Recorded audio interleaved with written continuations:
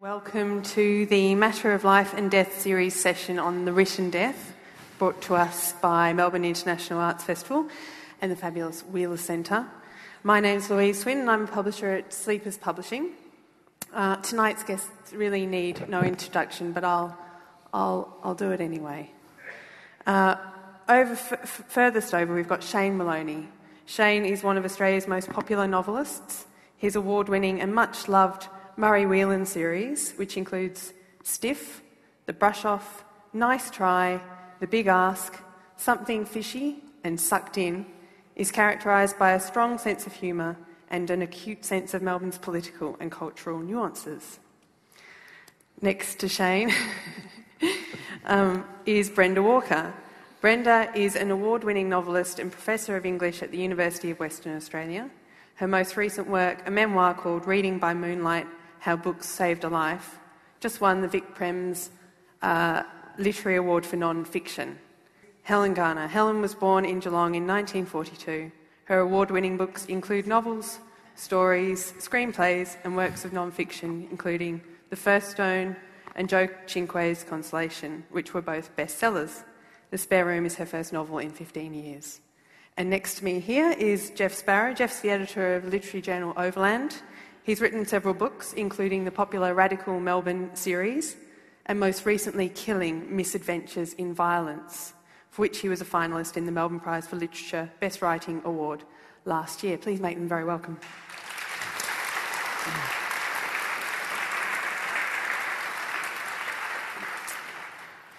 I actually know they need no introduction because they all have their own Wikipedia pages. So, even though we all obviously die, Western culture is arguably not all that comfortable with the idea of death, and that's something that you touch on in your book, Brenda. As writers then, is it a challenge to write about death without scaring readers away? Is there any kind of fear as writers that it's a subject people would just automatically not want to go near, not pick the book up at all in the first place? Look, I think the great thing about death is that it's wonderfully democratic. Anyone who tells you that they're an expert in death is almost by definition a liar, because if they were dead, they wouldn't be writing a book. And to put things the other way around, we all know that we are all eventually going to die. You know, to quote Bill and Ted's Excellent Adventure, you may be a king or a little street sweeper. Sooner or later, you will dance with the Reaper. So I think one of the things about death, we can all write about it, we're all fascinated with it. I think it's wrong to say that as a culture, we don't like talking about death.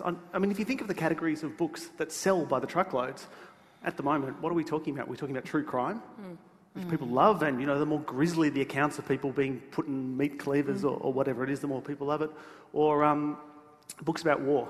And one of the interesting things about contemporary war writing is, in fact, over the last decade or so, it has become significantly more grisly. The focus now is much more about the horrors of war, and with this almost lurid lingering on the terrible things that are done to people by war. And people love it. Are there difficulties, though, writing about something that comes with so much baggage, be it cultural or Helen? Well, I'm terribly interested in death, and the older I get, the more interested I am. As it approaches.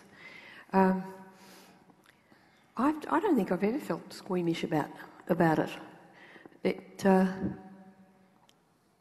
So I don't really understand why people get shuddery about reading about it. And it's always surprised me.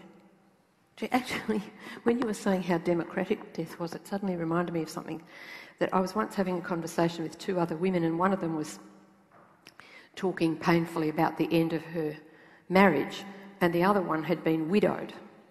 And in the middle of this torturous conversation about lying and betrayal and so forth, the widowed one said, "Look, death is a wonderful thing." And we both burst out laughing, or we all burst out laughing, but I think it's just the clarifying stroke that death brings to complex situations that people perhaps can be relieved by sometimes. The clarifying stroke.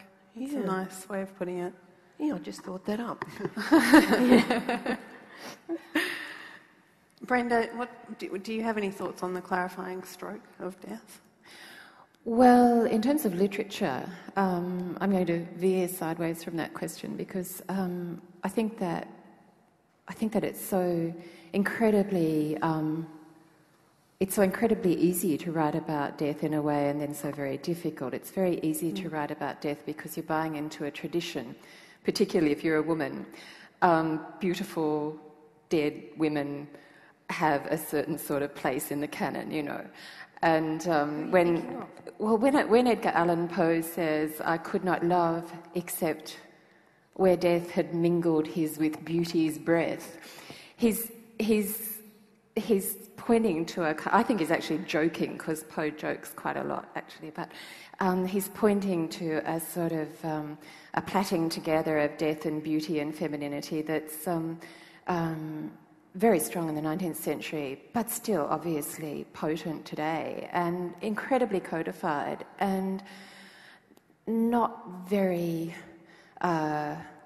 medically kind of specific in a way. Our patterns of dealing with death and literary death do change. Poe, you could argue, laid the foundation for all the police procedurals and so forth that we're very interested in today. Other people did as well, of course, but this idea of death as exquisite, as glamorous, as connected with femininity is almost, it's almost a joke. It's so potent and has been so potent in the culture, and so in a way you can walk into that and parody it and use it, or you can brace yourself against it as a writer. But I think that it's not an easy thing to ignore. What has changed enormously is the way that we use it, and indeed our own sort of connections with death. After the death of his wife, Rufus Griswold, who was one of Poe's sort of rivals, stayed with her body for 30 hours, kissing her, and he said, "I kiss her cold lips, but their fervour is gone." Now, I think this is hilarious. It's in the Silverman biography of Poe, because I don't know what he expected. I mean, I'd be very worried if there was any movement going on there. Yeah.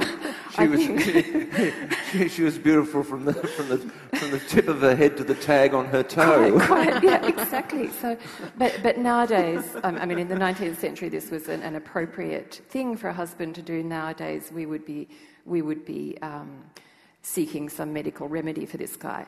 So the way that we manage death in our own lives has changed, but there is still a kind of continuity of codification and glamorization of death that we see on our TV screens today, and that people are often parodying and working against. Because even in its heyday in the 19th century, I think people like Poe were joking quite a lot of the time. There's self-parody at work. Yeah. How do you, I mean, I guess, Shane, this goes for you possibly the most. How do you marry comedy and death? Such a tricky combination. Well, I keep telling myself that it's just as easy to get killed in a comedy as it is in a tragedy, and you're just as dead. Life is a terminal condition, and the way I deal with it is through a lot of inadvertence, I suppose. Although I work within the conventions of crime fiction, which require that there be a body, and preferably up front on the first page to get the sort of narrative dynamic going and to raise the stakes. Crime fiction wasn't always about murder, but now murder is required in order to raise the stakes. So it's part of the assumed, part of the assumption of the genre that obviously that there be a death, but beyond that, it's the way that society deals with it, the way that the state in the community, if you like, deal with it. that provides the grist for crime fiction. And for me, that provides a lot of scope for humour. You know, it's not so much the death itself that provokes the laughs, it's the opportunities, it's the responses to it. And I think one of the reasons that that crime fiction is popular, as distinct from true crime, is not the vicarious kind of thrill of being a witness to murder, but the implicit contract with the reader that the matter will be resolved, that there will be, you know, to use that awful word, closure. It's probably only in crime fiction that closure actually happens. You find out who did it, how, why, and they are somehow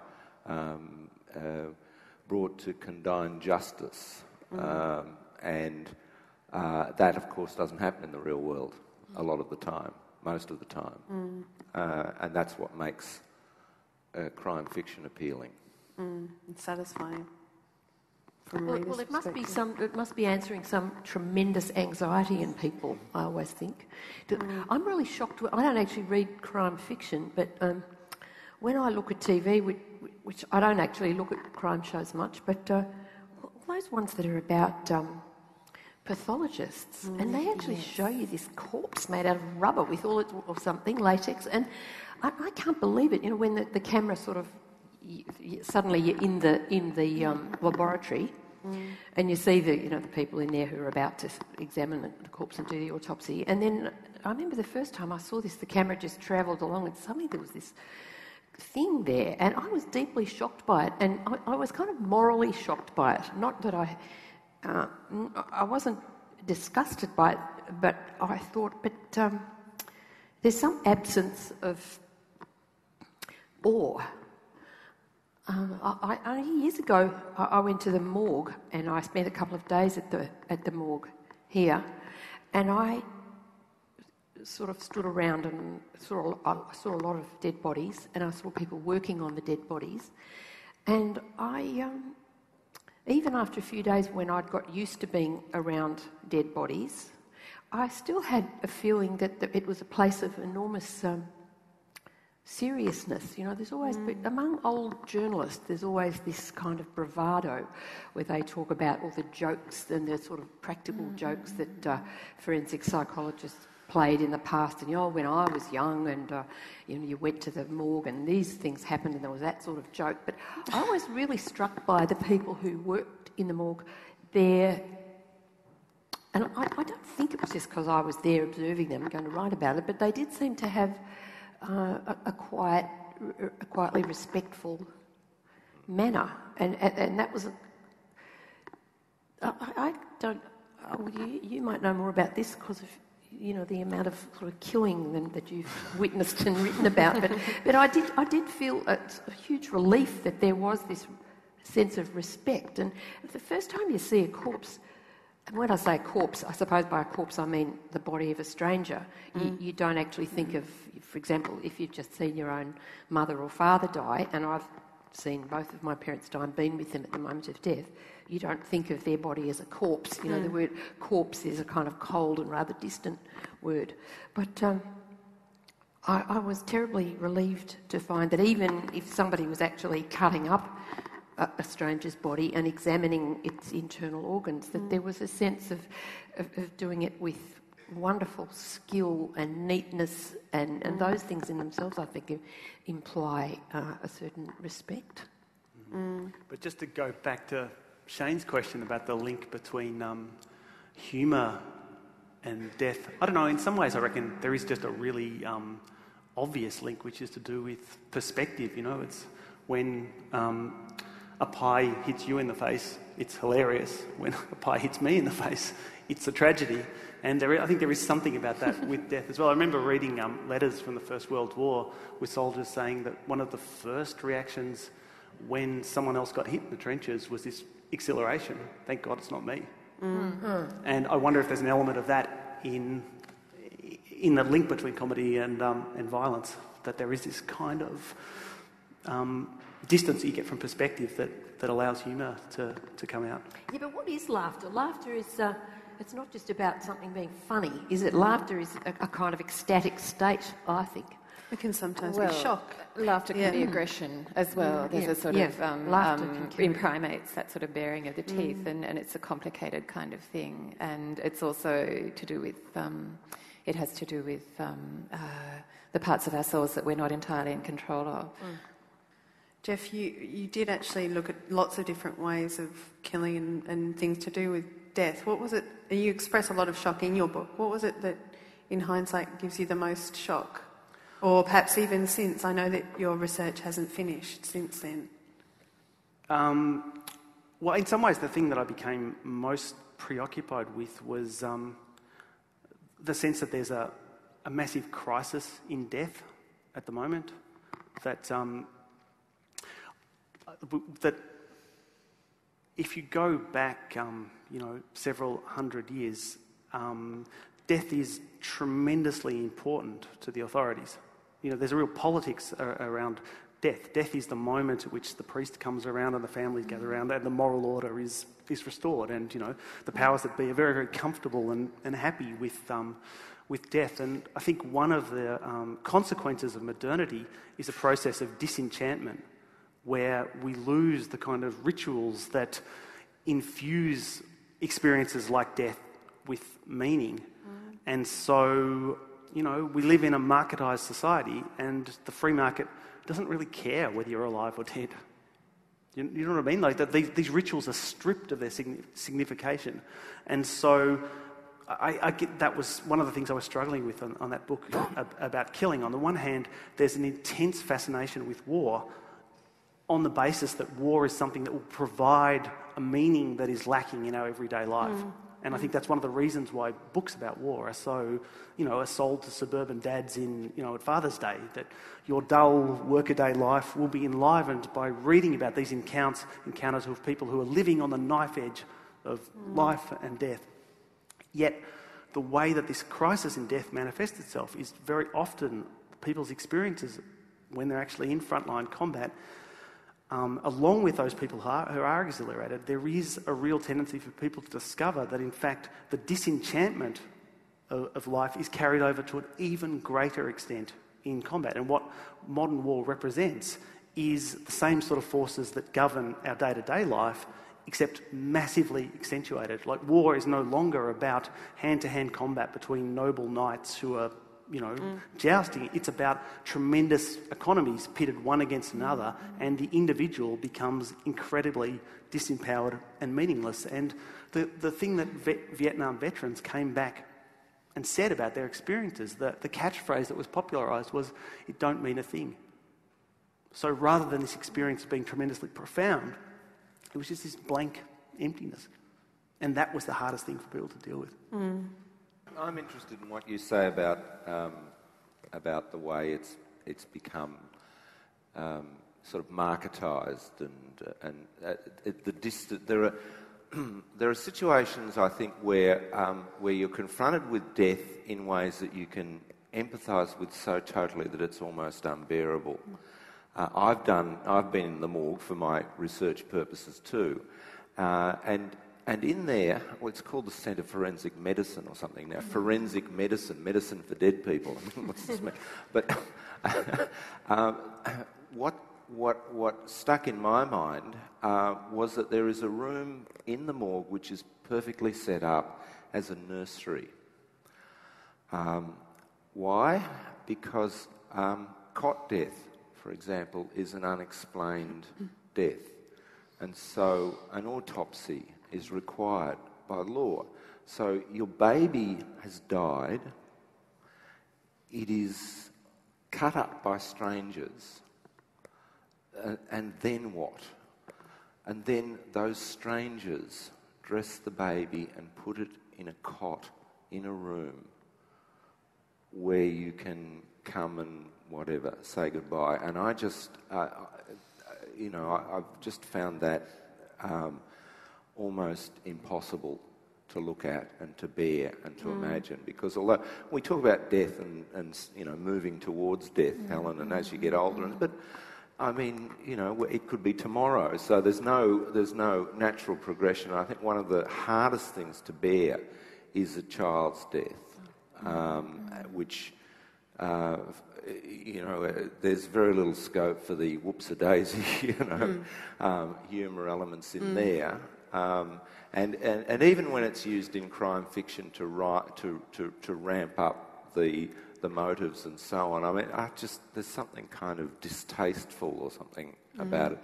And then on the other side of that is the cold-blooded execution by the state that's represented by capital punishment, which is purported to, you know, to be a deterrence and is, I suppose, ultimately a kind of act of revenge, but is so removed in time and place and circumstance from the events that justified it, that clearly it's not really about the dead person at all, or those events.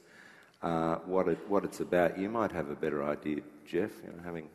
Yeah, as part of that book, I did speak to the guy who'd been the executioner in Virginia for 10 years, and one of the things that he spoke about, and in fact the other people who'd been working on death row spoke about, was precisely that the process was so bureaucratically broken down into its various components, and, you know, they would rehearse endlessly what they would do in the death chamber. So one person would be given the task of strapping down your leg, and they would rehearse it over and over again. So the point of that was to make the process as mechanical and free of thought, so it went without hitch. But what one of the consequences were, when people were asked what did they feel after carrying out their first execution, they would say they felt nothing. And okay, the governors of the prison would think this is a great thing, our staff feeling nothing, they're not traumatised. But of course what would happen is they would become traumatised about the fact that they're not traumatised, because the only people who kill other people and don't feel anything are people who are mentally ill. So it had terrible effects on, I mean, this guy that I spoke to, he was a broken man. I read or heard somewhere about a French executioner who had a particular trick to get people to mount the scaffold for the guillotine, and the trick was to tell people to mind the step. People became preoccupied with the little horror of tripping, and then they didn't look up and become frozen by the larger horror of the execution. And this sort of cynical and pragmatic trick stayed in my mind for a long time. And then when I was very sick and I had to think about death not as some kind of abstract literary patterning or thing that might be useful in plot or whatever, I had to think very hard about how often we necessarily preoccupy ourselves with not tripping when there's something big in the sky that that would disable us if we looked at it.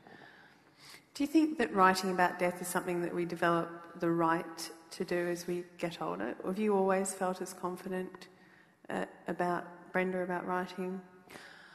I used to think. I've written some novels, and I used to think that it was part of my job as a novelist to unearth something.